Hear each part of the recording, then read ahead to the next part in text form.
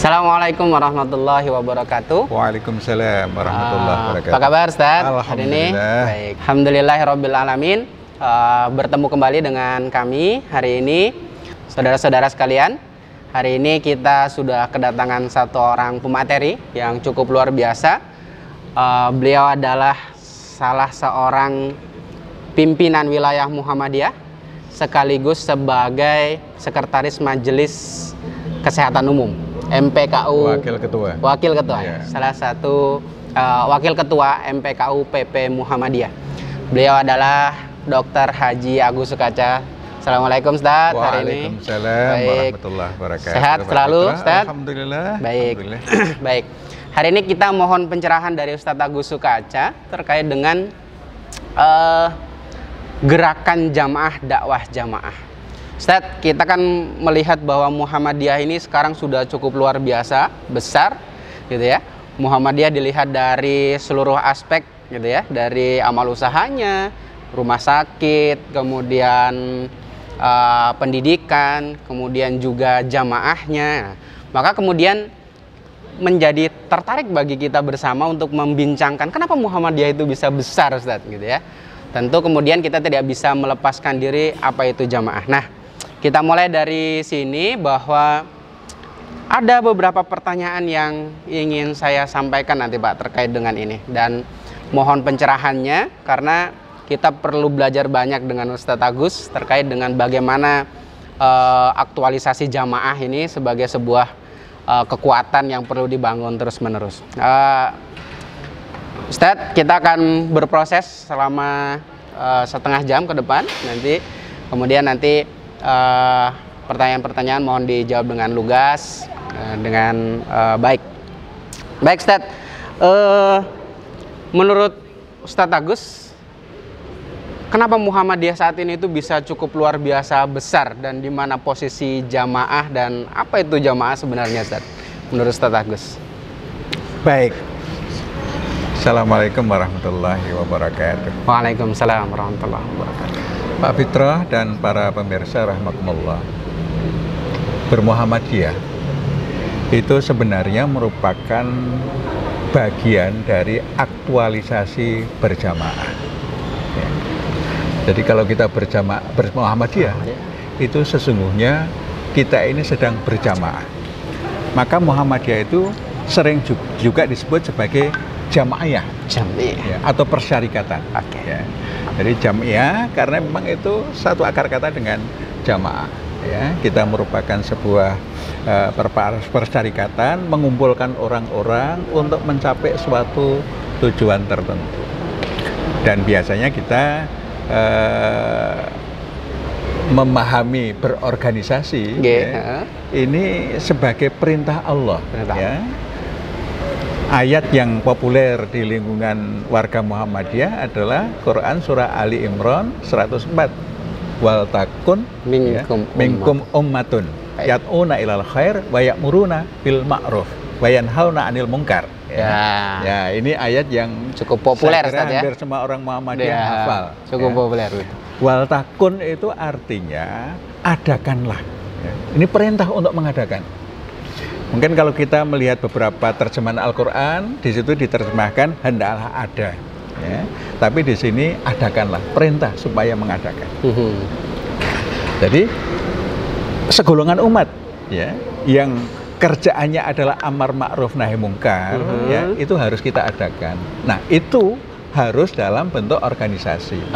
Maka di dalam paham Muhammadiyah berorganisasi itu wajib. Ya, sekaligus ini melaksanakan perintah Nabi. Ya, alaikum bil jamaah. Alaikum bil jamaah. Kamu harus berjamaah. Ya. Fa inna dziba yang yakulu al-ghanam al-munfarid. Ya.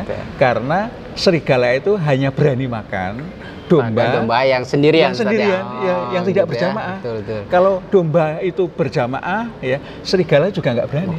Nah, kita umat Islam ini kalau berjamaah, ya musuh-musuh itu akan gemeteran. Itu berarti itu juga kalau kita berbicara jamaah, itu kita sedang melakukan proses ukhuwah Islamiyah gitu ya. Salah satunya. Salah satunya. Salah gitu, satunya. ya. Karena Ukhuwah dengan Islamiyah. jamaah itu ukhuwah Islamiyah akan semakin terjaga. Siap. Nah, jamaah dengan urgensi berjamaah tadi, maka kemudian Muhammadiyah meletakkan jamaah itu pada posisi apa ini Ustaz sekarang itu? Jadi apakah kemudian jamaah itu ya di luar persyarikatan saja, atau kemudian atau dalam konteks kita bermuhammadiyah jamaah itu ya dalam bentuk pengajian saja, atau bagaimana Ustaz? Ini kalau kita bicara jamaah itu sangat ini nanti, karena stigma di masyarakat kita kalau kita bicara jamaah maka yang dilihat ya hanya pengajian, kemudian yang dilihat hanya sholat jamaah. Nah, bagaimana dengan jamaah? Saya kira itu yang perlu diluruskan. Ya. Yang pertama, Muhammadiyah secara keseluruhan itu adalah jamaah besar. Ya. Jamaah besar yang kemudian di dalamnya itu ada jamaah-jamaah kecil. Ya. Jamaah-jamaah kecil itu ada di dalam lingkup amal usaha, ada yang di dalam lingkup masyarakat. Nah, jamaah-jamaah itu merupakan bagian dari cara dakwah Muhammadiyah melalui jamaah. Nah, ini sejak tahun 70-an ketika Muktamar Muhammadiyah di Ujung Pandang waktu itu atau Makassar sekarang ya memutuskan bahwa salah satu cara dakwah kita adalah dengan gerakan jamaah ya. Dakwah jamaah dan gerakan jamaah. Sehingga dikenal dengan istilah GJDJ. Gerakan jamaah dan dakwah jamaah. Nah, ini merupakan gerakan ya mengumpulkan beberapa orang ya dalam jumlah kelompok yang masih bisa dikelola dengan baik, ya bisa 10 orang, bisa sampai 20 orang ya, mungkin maksimal sekitar 30 orang dalam jamaah yang ini kemudian menjadi sebuah gerakan untuk apa? Melakukan pembinaan. Ya. Melakukan pembinaan mereka supaya berislam dengan baik ya, dan kemudian mereka membangun tadi ukhuwah yang baik ya. Ya, kemudian mungkin saling membina. Mungkin aspek ekonomi juga bagaimana harusnya bisa dikembangkan dari situ Ustaz ya. Karena dengan jamaah itu kan potensinya luar biasa sebenarnya Ustaz ya. Jadi bagaimana dia berislam dengan baik dan bisa menjalankan fungsi hidup di dunia ini dengan baik. Ya, saya kira itu yang penting dalam kelompok yang kecil ini. Oke. Menarik Ustaz terkait dengan GJDJ ini ya, karena GJDJ itu adalah salah satu produk Muhammadiyah ternyata gitu. Ya. Nah, ya, produk Muhammadiyah yang sudah ditetapkan dalam muktamar malahan gitu ya. Itu sejak tahun 70-an. Malah gitu, tahun 70 itu sudah ada ternyata GJDJ itu sendiri.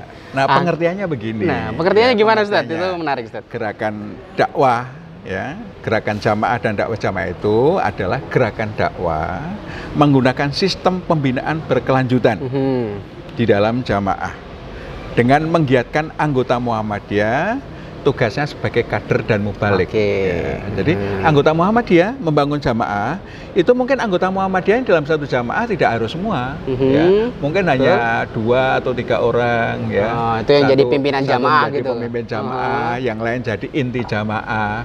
Nanti yang lain-lain adalah para simpatisan yang ingin menjadi Muslim yang baik, ingin hidup bermasyarakat dengan baik. Ya. Gitu. Sehingga tidak semua anggota jamaah adalah anggota Muhammadiyah, tapi hanya beberapa saja ya, yang mereka kemudian membina jamaah itu menjadi Muslim yang baik. Oke, berarti terstruktur gitu Ustaz ya? Terstruktur, ya. Terstruktur sebagai sebuah jamaah gitu. Nah, kalau diikuti dari awal sampai akhir. Kalau kita hanya pengajian misalnya, kita kan tidak memonitor pengajian ini diterima dengan baik apa tidak, diamalkan atau tidak ya. Tapi kalau di dalam jamaah dia diikuti terus. Padahal nilai itu kan harusnya diimplementasikan Ustaz ya. Betul. Sedangkan di pengajian itu hanya kadang-kadang disampaikan gitu kan. Nah, maka dengan jamaah GJDJ itu diharapkan mampu diimplementasikan. Betul. Ya.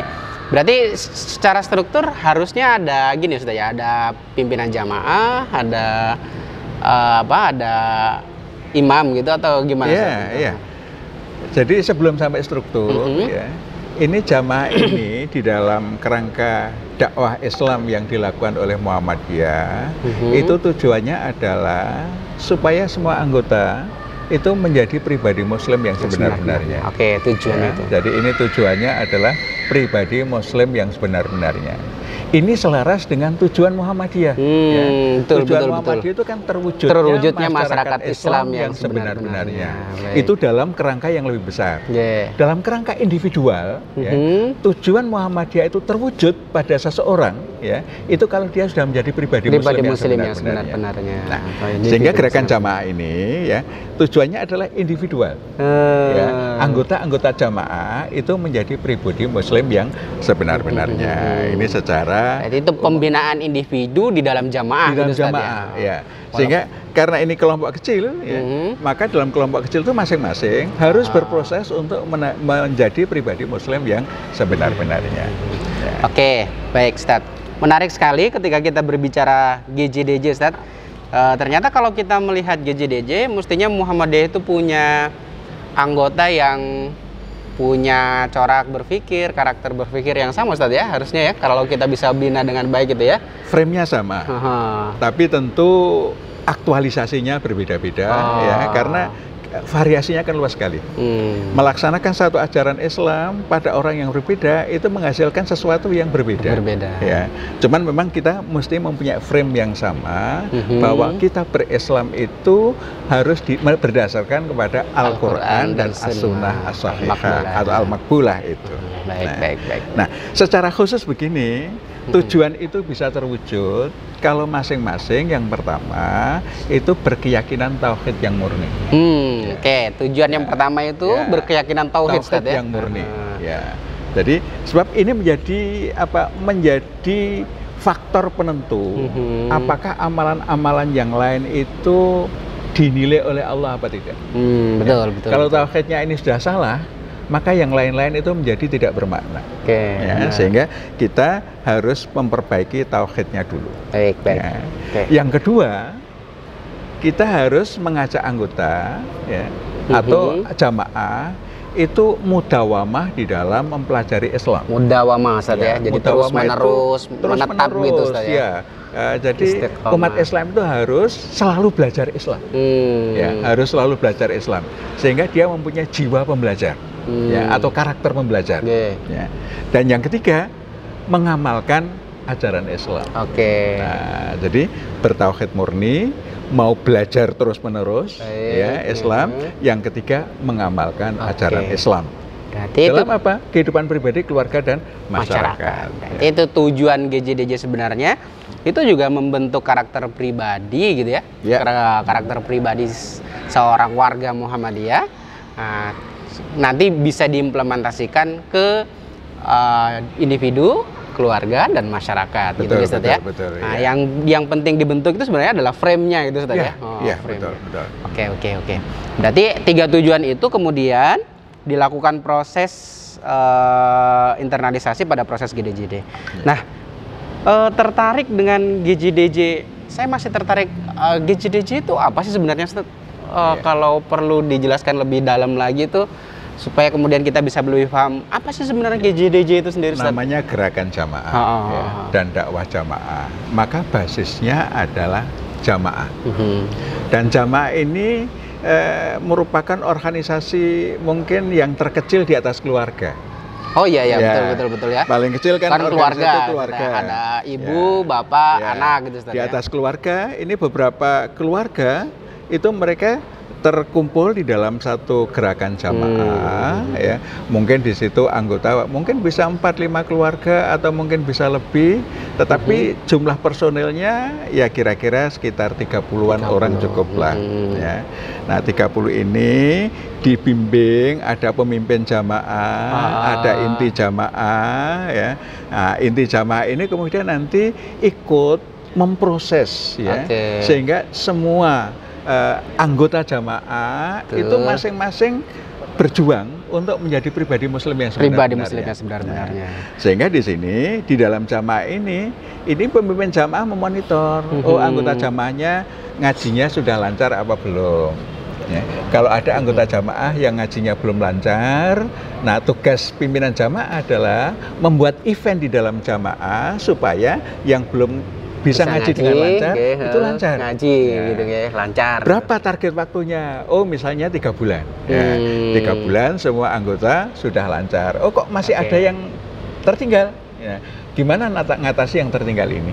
Sehingga dalam waktu tertentu semua anggota jamaah itu sudah lancar ngajinya. Kemudian yang kedua, hal yang paling penting yang harus dilakukan misalnya sholatnya gimana? Ya. Oh, mungkin semua anggota jamaah sholatnya sudah di masjid, ya. Oh, tapi sudah tahu belum arti sholatnya? Oh, belum, ada yang belum tahu arti sholatnya, ya. Ini pimpinan jamaah membuat event di dalam jamaah, gimana semua anggota jamaah faham arti bacaan sholat. Ya, nanti masalah-masalah apa lagi? Berarti itu kontekstual gitu, Ustadz ya? Ya, sebenarnya tidak harus dibuat dalam bentuk kurikulum yang sama gitu ya, atau sesuai kebutuhan. Sesuai dengan kebutuhan. Jamaah baru dengan jamaah lain kan berbeda. Jamaah baru itu kan juga kemampuannya berbeda-beda. Misalnya ini, ya, alumni UMKT. Nah, ya, Ustadz, kan alumni UMKT. Nanti ini kan yang akan menyaksikan adalah adik-adik kita yang akan menjadi alumni UMKT. Betul. Nah, alumni UMKT misalnya diterima dinas di puskesmas umpamanya, ya. Dinas yang di kesehatan, Ustadz, ya. Kesehatan. Nah, di situ di puskesmas itu kan banyak pegawainya. Mungkin ada 30 pegawai. Nah, sudah di situ di dalam jamaah puskesmas itu dia berusaha untuk berdakwah, ya, mungkin gimana mengadakan pengajian bulanan dulu bagi mereka yang muslim, ya. Kemudian diidentifikasi di antara pegawai puskesmas ada tidak yang belum bisa baca Al-Qur'an. Nah, dia mengadakan acara tahsin misalnya. Ya. Jadi kebermanfaatannya langsung sesuai dengan kebutuhan, ya. Nah, nanti apa lagi? Ya. Atau mungkin ini mereka dalam kondisi COVID, ya. Sehingga penghasilannya berkurang misalnya. Tapi pegawai negeri nggak berkurang, ya. Yang tidak pegawai negeri ya. Tapi kan banyak yang honorer juga, ya, ada yang honorer. Bagaimana meningkatkan penghasilan itu bisa melewati gerakan jamaah ini. Ya.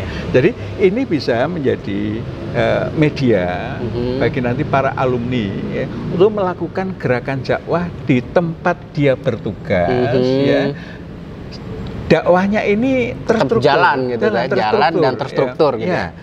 Sebab kalau kita hanya menyampaikan pengajian kan tidak terstruktur, ya. Nanti setelah pengajian itu kemudian dibiarkan saja, kita nggak tahu perkembangannya, ya nanti manfaatnya menjadi kurang. Baik. Ya. Nah, dengan GJDC ini berarti kemudian proses dakwah itu tidak dilakukan dengan sendirian, gitu, Ustadz, ya.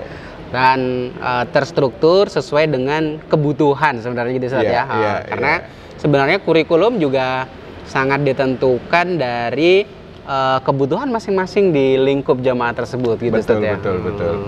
Nah, berarti kan yang menjadi kunci pergerakan itu bukan hanya si pemimpin dan imam jamaah itu, Ustadz, ya, berarti, ya. Berarti jamaah yang ada di bawahnya itu juga penting untuk selalu bergerak. Semua bersama-sama. Nah, ini akan mendapatkan momentum yang lebih bagus lagi kalau jamaah ini kemudian bersepakat untuk secara rutin berkumpul. Nah, tempat berkumpul terbaik adalah masjid. Ya. Jadi misalnya tugas di suatu puskesmas, syukur kalau puskesmasnya ada masjid, masjid puskesmas itu yang bisa menjadi basis.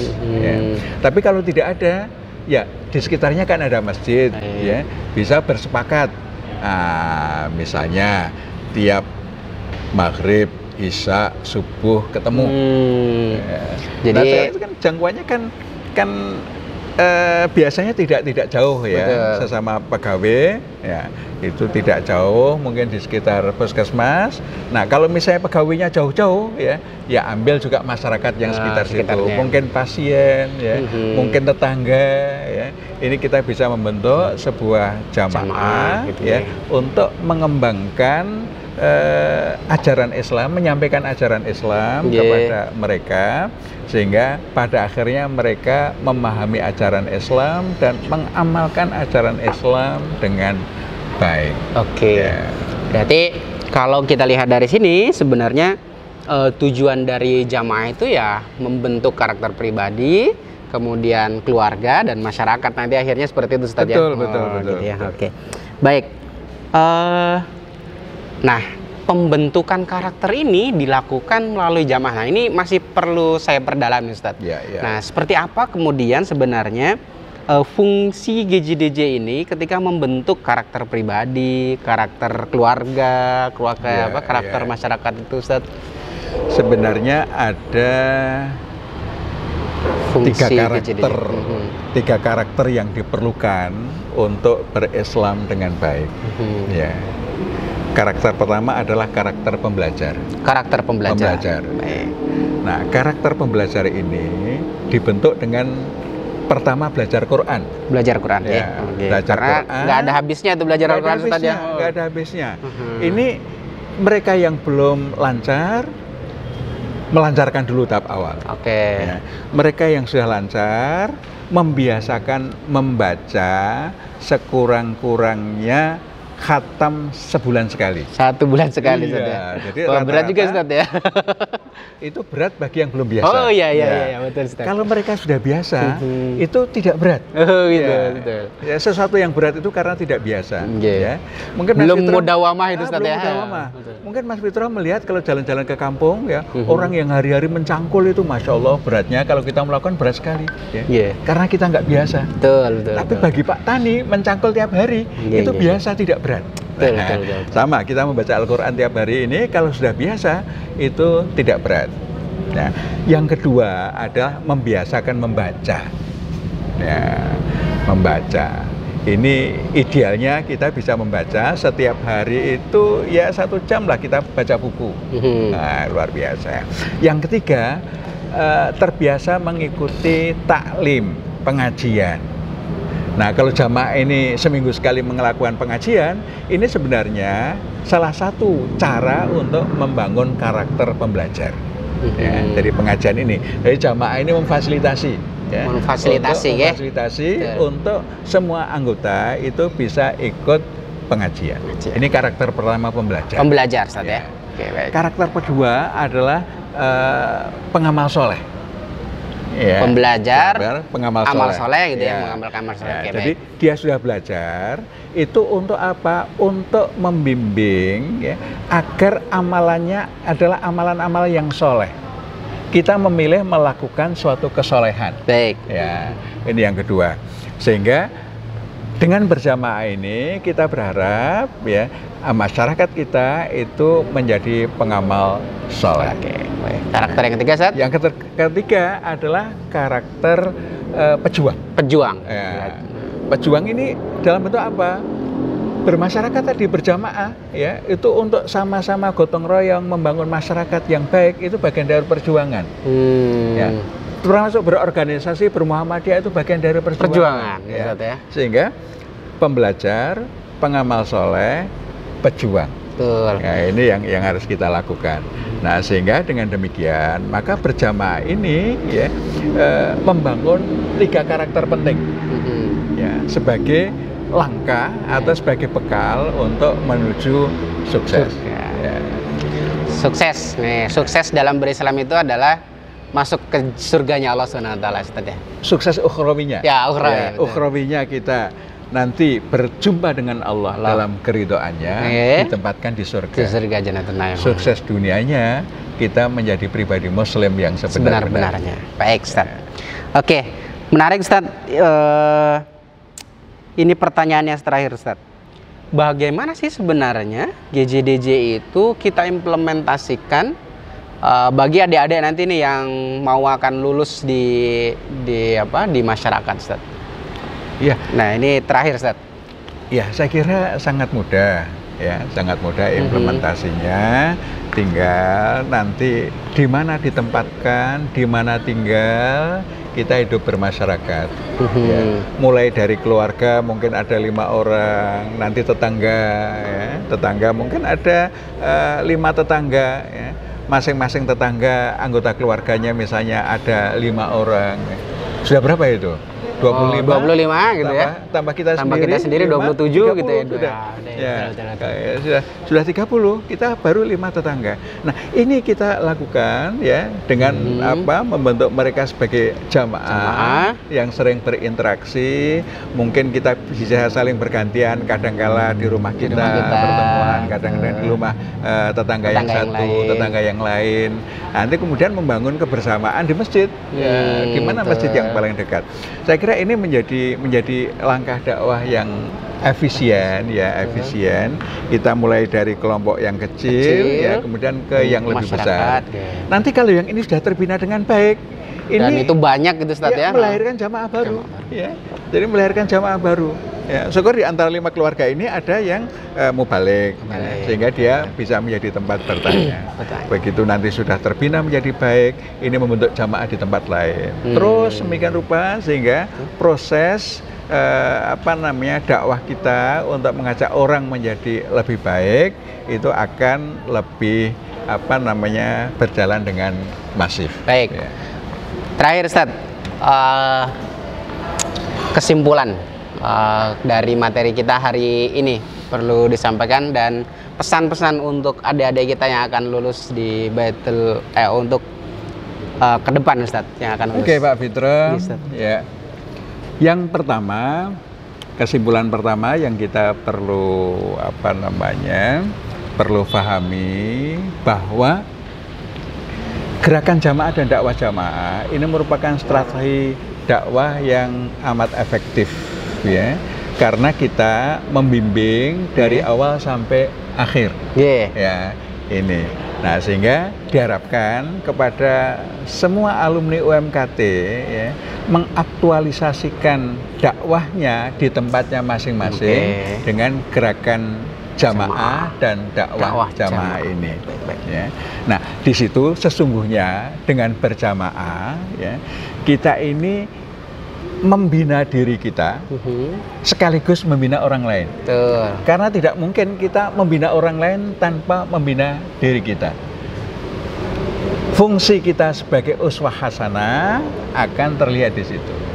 Sebab kita tidak mungkin ngajak orang berbuat baik ketika kita sendiri tidak jelas baiknya. Maka kita jelas baiknya, kita ngajak orang berbuat baik, insya Allah dakwah kita akan menjadi efektif dan kita terjaga ya untuk hidup di dunia ini dengan sebaik-baiknya. Baik. Saya kira itu Pak Fitra. Kita mulai dari diri sendiri, ya, kemudian ibda binafsi. Nah, setelah itu baru kita ajak orang-orang di sekeliling kita untuk menjadi bagian jamaah dan terus berdakwah, karena memang salah satu fungsi penciptaan kita ini ya harus menyampaikan Islam kepada orang lain, Ustaz ya. Betul, gitu. betul. Baik, saudara-saudara sekalian, hari ini cukup menarik paparan dari Ustadz Agus Sukaca. Terima kasih banyak Ustadz hari ini sudah memberikan banyak pencerahan bagi kami.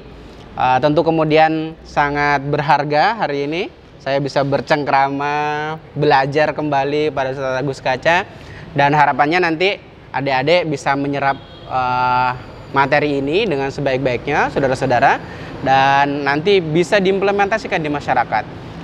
Sekelompok saudara-saudara alumni nanti kalau kemudian menjadi kelompok-kelompok alumni di daerahnya, silahkan membentuk jamaah, dan jangan lupa tetap mengabdikan diri kepada Islam, mengabdikan diri kepada Muhammadiyah, dan jangan sampai menodai alma mater kita sendiri. Terima kasih atas perhatiannya. Terima kasih Ustadz. Kita akhiri. Nasrul minallahi wa fathun qarib. Assalamualaikum warahmatullahi wabarakatuh.